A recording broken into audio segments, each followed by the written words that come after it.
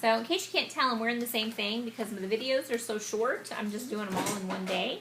So this is the second story of George and Martha in this book, and it's called The Surprise. The Surprise. Did you notice how George's tooth is still gold? Yeah, Mr. Marshall, the author, paid attention, and he kept George's tooth the same color. Whereas in the first two stories we read, they were white.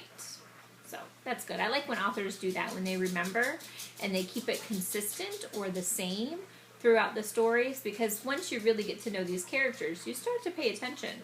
And if he all of a sudden showed up with a white tooth, we'd be like, when was this?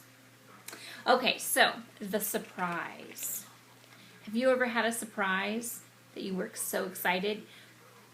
Would you rather give the surprise or get the surprise? I wonder who's doing what. By looking at the picture, I'm starting to think that maybe George is going to surprise Martha. I'm not sure it's going to be a surprise she really would want, though. Unless, of course, she's very hot. Let's see.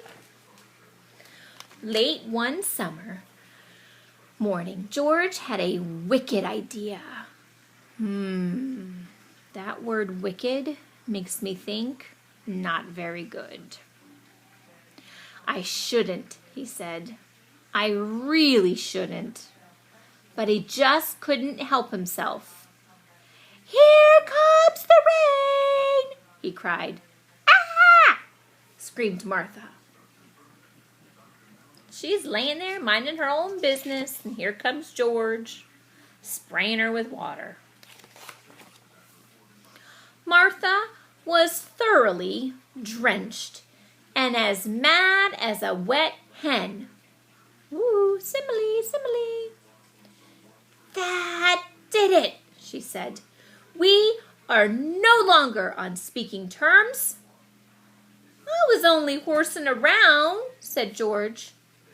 But Martha was unmoved. What does that mean? Martha was unmoved. Means it didn't matter that he said sorry. She was mad. The sorry didn't mean anything to her. The next morning, Martha read a funny story. I can't wait to tell George, she said. Then she remembered that she and George were no longer on speaking terms. Around noon, Martha heard a joke on the radio. Oh, George will love this one, she said. But she and George weren't on speaking terms. In the afternoon, Martha observed the first autumn leaf fall to the ground.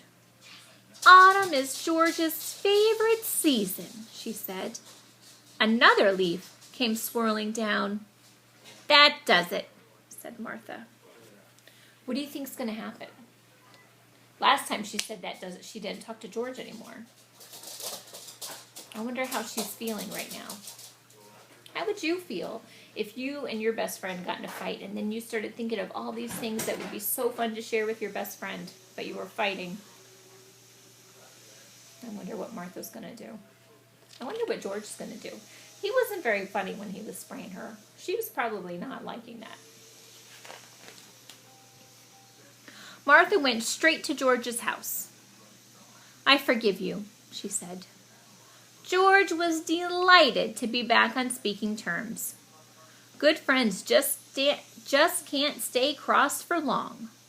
What does that mean? Good friends just can't stay cross for long. Cross means mad, said George. You can say that again, said Martha. And together they watched the autumn arrive. We know it's autumn because look at all the leaves falling. And they're not green, they're all colorful. I guess it's hard to stay mad at your friend. But when summer rolled around again, Martha was ready and waiting. I wonder what she's going to do.